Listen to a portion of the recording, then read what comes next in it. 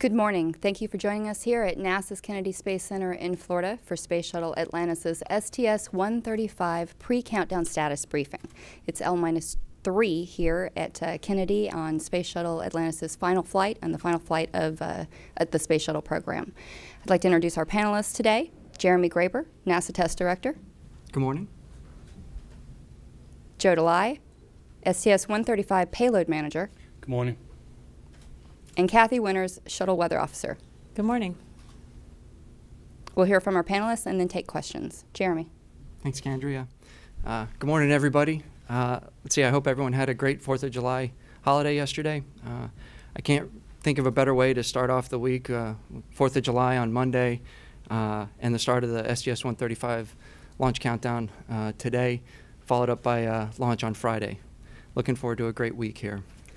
Our teams here at Kennedy Space Center and all the NASA centers across the country have been working for over a year to prepare Atlantis, the external tank, our solid rocket boosters, the payload, and all of our ground systems for the STS-135 mission. All of our preparations for launch countdown have been completed or are in work, and we're working no issues at this time. Over the past 10 days, we've completed several major milestones leading up to launch countdown. Ordnance installation, final pressurization of our orbiter maneuvering system and main propulsion system high-pressure tanks, and the final closure of Atlantis' payload bay doors were all completed last week with no issues. And as you know, the STS-135 flight crew arrived yesterday afternoon, and Commander Chris Ferguson and his crew are very excited to be here and ready to get on with launch countdown and get to launch on Friday. I'll go through a quick summary of the launch countdown events scheduled for the week. Our operations today, launch countdown call to stations is set for 12:30 p.m. today, and the countdown clock will begin counting at 1. We'll pick up with the checkout and configuration of Atlantis' avionics systems, and we'll continue with several other vehicle configuration and ground verifications, all leading up to our first major milestone on Wednesday morning with the loading of Atlantis' onboard liquid oxygen and liquid hydrogen tanks used for the electrical power generation system. Loading will start at 10:30 a.m. and finish at 3:30 p.m. Later Wednesday night, we'll pick up with the Space Shuttle main engine checkouts. And as we move into Thursday morning, we'll pick up with the checkout of the orbiter and ground communications network at 9:30 a.m. The retraction of the rotating service structures at 2 p.m. on Thursday afternoon. And we'll begin clearing the launch pad at 9 p.m. Thursday evening, leading to the external tank loading from 2:01 a.m. to 5:01 a.m. Friday morning. Let's see, the final inspection team and the closeout crew will proceed to the launch pad just after 5 a.m. to inspect the vehicle and prepare Atlantis for the flight crew to arrive just after 8 a.m. Friday morning. Our launch window for Friday is approximately 10 minutes in length, and it opens at 11:21 a.m. on Friday, and we generally target the middle of that window, which correlates to about 11:26 a.m. And as always, we'll sync up with day of launch parameters, and the actual launch time will be updated during the T-9 minute hold on Friday. The STS-135 mission is a 12-day mission with 0 contingency days and 2 weather contingency days. Our end of mission landing is planned at KSC at approximately 6:57 a.m. on Wednesday, July 20th. And should we use one of those weather contingency days, end of mission landing would be at 6 a.m. on Thursday, July 21st. So in summary, all of our vehicle and ground systems are ready. The STS-135 crew, Atlantis, and the launch team are all ready to proceed with launch countdown, and we're looking forward to getting underway with count and leading to a spectacular launch on Friday morning. Thank you. Thank you. Joe. Thank you. Well, good morning. As Jeremy said, we're excited to be here. I hope everybody had a good 4th of July weekend. This is going to be an exciting week for everyone. I'd like to thank you for your support. And this is a very special mission for us. Last year, a little over a year ago, KC was asked to do some unique work in the module. We were asked to redesign our storage racks in order to allow more storage, weight-wise and volume-wise, to be brought up on this mission. And we were also asked to keep the hatch open as late as possible. With the original launch date, I think was June, we actually would have been coming to pad L-12, which is kind of unique. So we adhered to that, and everything went really well when it came to storage ops. One of the primary objectives of this mission is to resupply ISS for 1 year, and we're going to perform that. We're going to perform that task. We're also going to bring to the ISS a first-of-its-kind robotic refueling mission. So payloads are looking fantastic. We have no issues. We look forward to a launch on July 8th, and I look forward to a very detailed payload briefing on L-1. So today, at 12:30, you're going to be given a KC payload demonstration, one of our forward osmosis bag experiments. So I look forward to that. And then tomorrow at 2:30, our robotic refueling team is going to give a demonstration, an experiment. And of course, I'll see you here at L-1 again at 10 o'clock for a very detailed briefing on our payloads. Thank you very much. Thank you, Joe. Kathy. Good morning. Well, I wish I had better weather briefing for you, but it does look like we are going to have some weather, at least potential for weather in the area for launch time. Right now we are going with a 60% chance of KSE weather prohibiting launch due to the potential for showers and isolated thunderstorms in the area. What's going to happen is the next few days we're going to have some good weather, but then we have an easterly wave that comes into the area on Thursday, bringing a lot of shower activity in with it. Usually with easterly waves we get a lot of showers, not necessarily a lot of thunderstorm activity, but some isolated activity.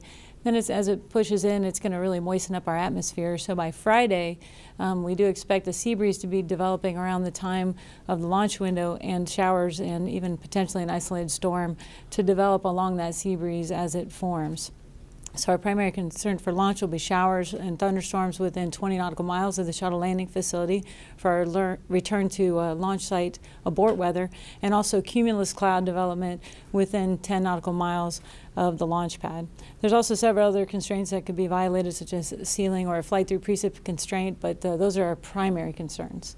Let's go ahead and look at a satellite picture. You can see on the satellite down around Hispaniola and the Turks and Caicos Islands is the area where that easterly wave is now. These waves are pretty typical for us this time of year, and they just ride along the south side of the ridge. We'll come right into Florida on Thursday. All the weather associated with the wave is on the east side of the wave, so the weather will be the wave is actually just to the west of all that activity you see there.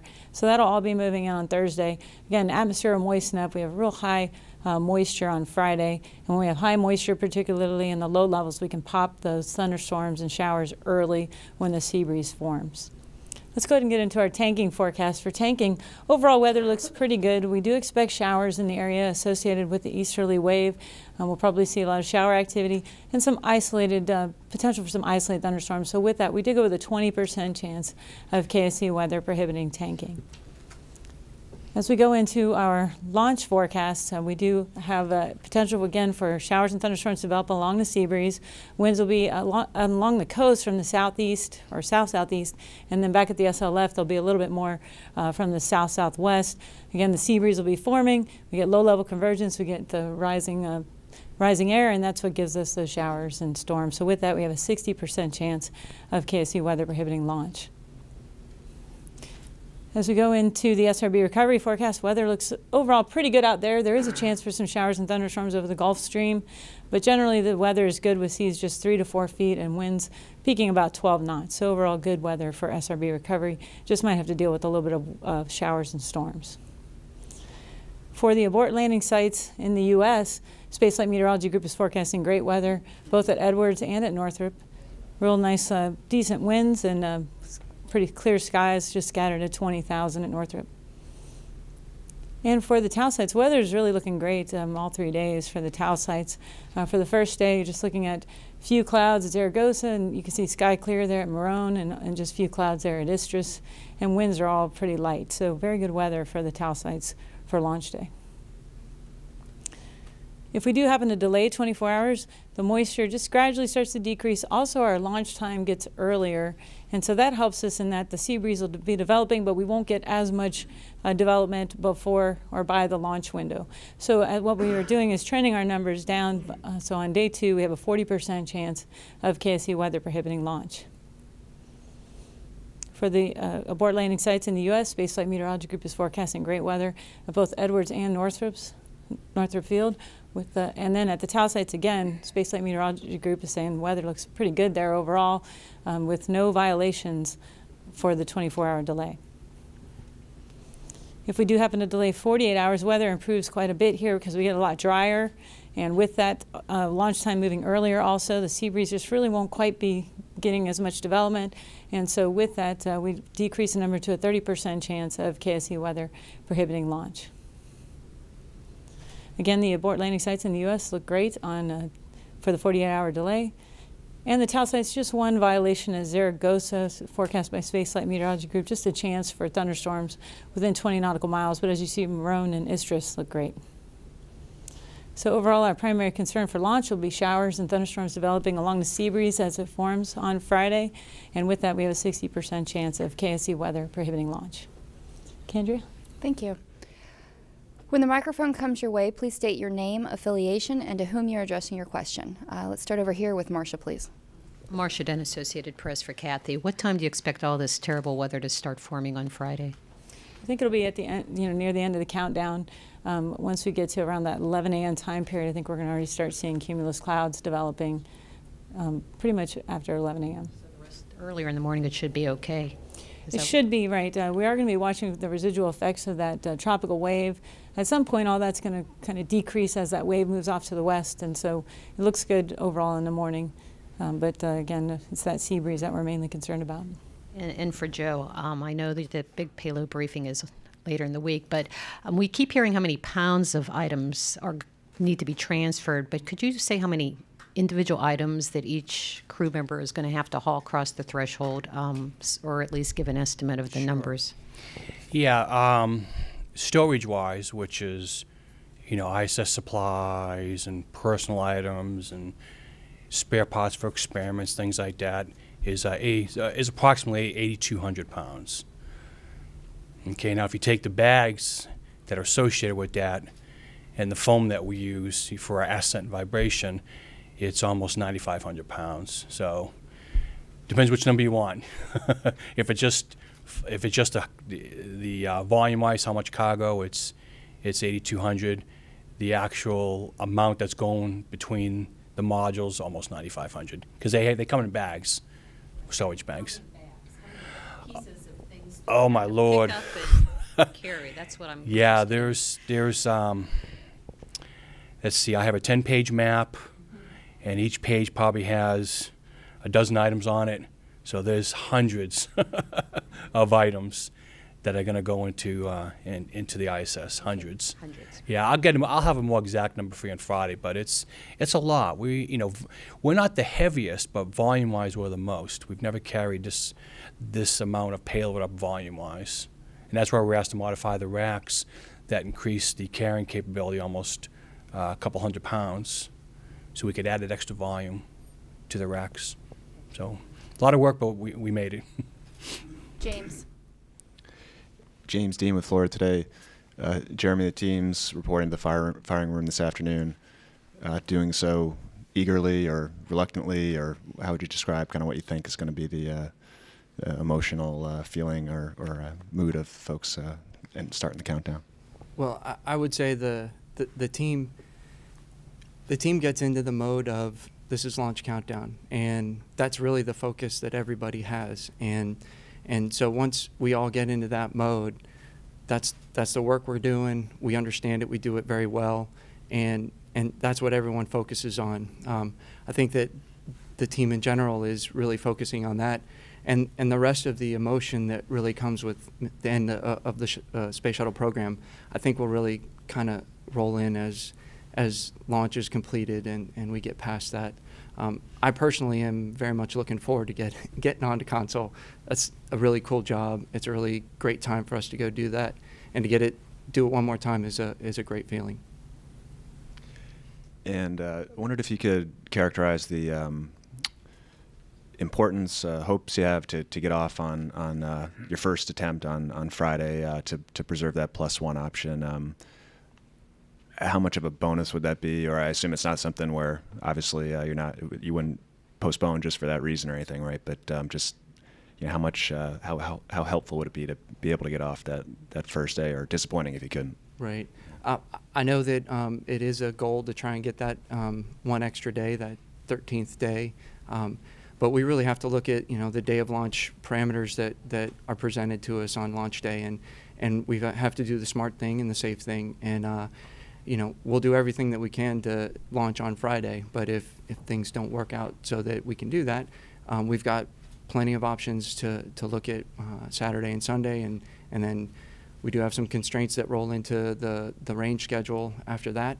But, I think that our focus is to get launched safely and successfully, and if that is on Friday, that's great. But if we need to delay till Saturday or Sunday, that's fine too.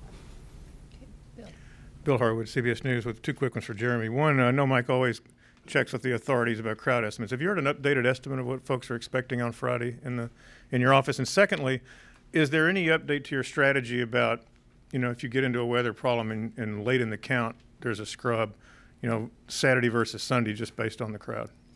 Yeah, our crowd numbers are really back up to where they were for STS-133, and the first attempt for 134 in the 500 to 750,000. That's really kind of the prediction that we're working to. So a lot, Friday morning, kids are out of school. It's a great opportunity for folks to come watch the last launch. So with that, we really are working to the same kind of rules that we were previously. That L-4 time frame, launch -4 time frame as our decision point. Again, it really is all dependent on what we see that day and the types of issues that come up, how the weather is developing, and again, we'll talk with all the right folks and make that decision on launch day. Okay, Dan. Yeah, Dan Billow from Channel 2 for Kathy. Would you put yourself in the shoes of a spectator? And even if you wind up with acceptable launch conditions Friday morning, what is the chance that there will be a lot of cloud cover around Central Florida with all of the moisture in the air? For if you're watching from US-1, I would say if you're trying to watch from, say, Orlando, it'd probably be tough, or somewhere further off to the west, it'd be a little bit harder to see because the sea breeze would be developing and you'd have some clouds between you and the launch. If you're right here along the coast, it will depend on where that sea breeze is focused, but I do think that eventually the coast will clear out, so the question will be how quickly will that clear out when it comes to the launch itself. If we are green for launch, it's likely that you'll be able to see that launch if you're here along the coast. But if you're off to the west, it's going to be a lot tougher due to all the clouds in the area. So you don't necessarily expect a kind of an overcast type of a lot of cloud cover right in this vicinity? The only overcast that we're thinking is maybe right around that high cloud area, the 25,000 foot area. So you still would see a decent amount of the launch, but again, if you're inland, then you wouldn't. But right here along the coast, it wouldn't be like the last launch. We had that stratocumulus cloud, solid deck in the low levels. It's not like that. It's more of the cumulus clouds, summertime bubbly, tropical type weather that we're looking for. Okay, Ken. Hi, Ken Kramer for Spaceflight Magazine for Jeremy. I'm just wondering about this fuel valve that you switched out. Is there any update on a contamination you found? This was this little particle, 5 to 8 microns. Have you found anything else? The other thing I'm wondering is, I guess you tested this then at ambient temperature. Do you gain any confidence if you could test this at cryogenic temperatures? Thank you. Well, as far as contamination goes, I don't have any further update on that. We can get that information and work that through Candria, as well as I'm not a technical expert on the valve, so the testing the testing we're able to do is at ambient temperatures.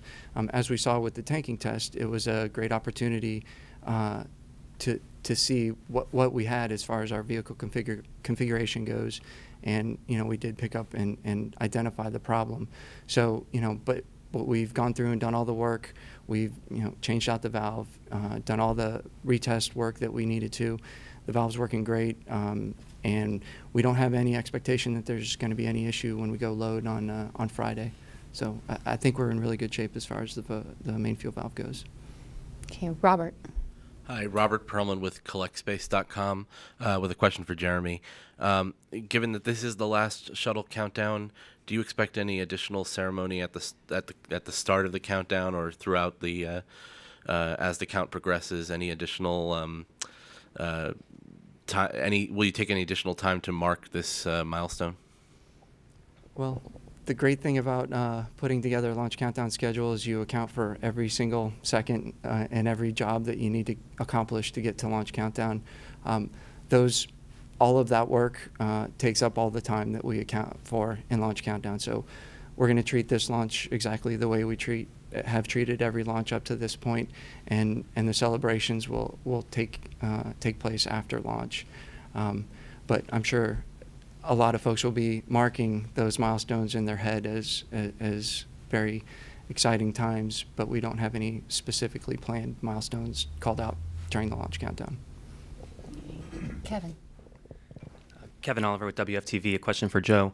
Since it's the last launch and you have a full payload, have you had to turn down a number of requests for people wanting items to fly on the last space shuttle? Can you give us a sense of anything that you've had to turn away? Yeah, that's a good question.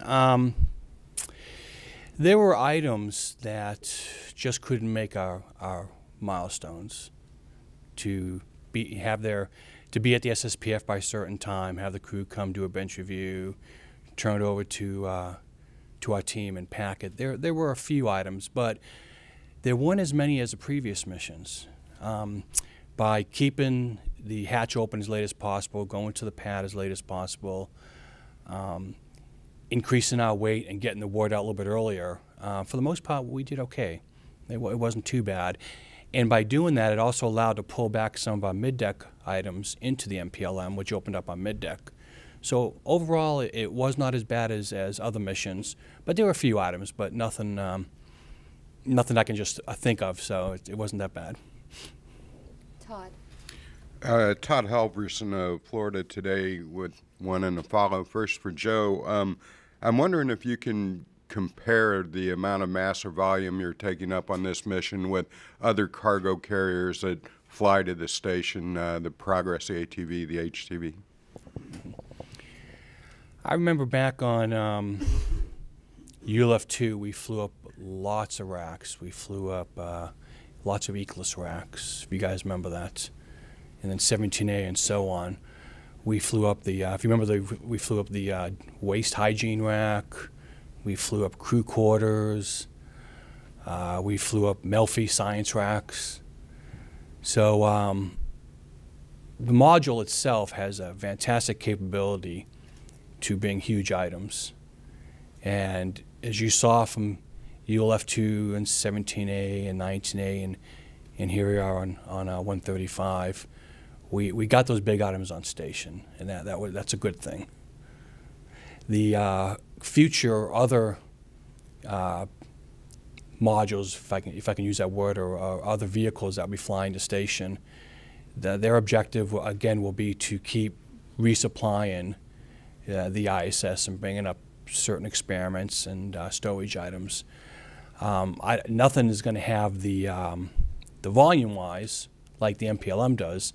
You can't bring up 16 science racks or 16 fully loaded racks on other vehicles, but you do have the capability to bring up, resupply items.